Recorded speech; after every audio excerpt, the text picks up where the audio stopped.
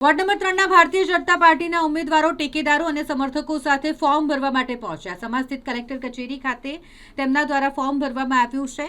ભારતીય જનતા પાર્ટીના ઉમેદવાર ઉર્વશી પંચાલ, કલ્પના પટેલ, પંકજ તડવી અને રણવીરસિંહ જાડેજા કે જેમણે ઉમેદવારી ફોર્મ ભર્યું છે। અમે ભારતીય જનતા પાર્ટી પ્રમાણે અમે વોર્ડ નંબર 3માંથી ટિકિટ મળેલ છે, એટલે અમે અહીંયા આજે ફોર્મ ભરવા આવ્યા છીએ।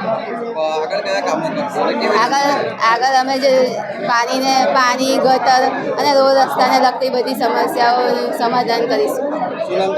Urvashi Panchal, ward number 3। તમારું નામ પંકજ તડવી છે અને આજ રોજ હું વોર્ડ નંબર 3માંથી મારી ઉમેદવારી નોંધાવી રહ્યો છું।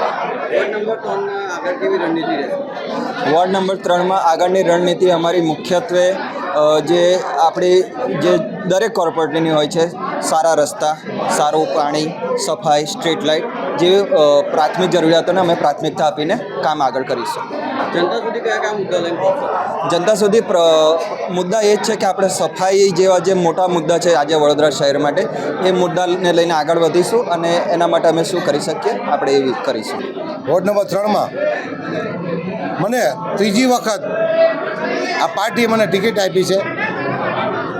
ગુજરાત પ્રદેશ, વડોદરા શહેર અધ્યક્ષ, ધારાસભ્ય, સંસદ સભ્ય, પ્રમુખશ્રી બધાનો ખૂબ ખૂબ આભાર માનું છું।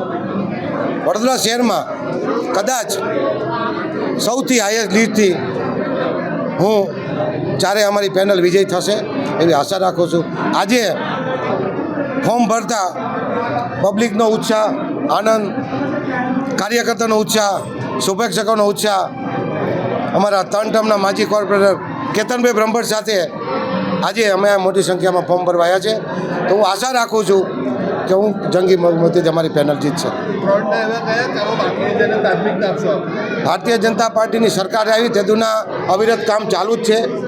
એ બાકી કામ હોય કે હજી આનાથી વધારે કામ કરવાની ક્ષમતા અમે ધરાવીએ છીએ અને ભારતીય જનતા પાર્ટીના કાર્યકર્તા છે, કોર્પોરેટર છે, શું તો આથી વધારે કામ સારા કરશું એવી ખાતરી આપું છું બધાને।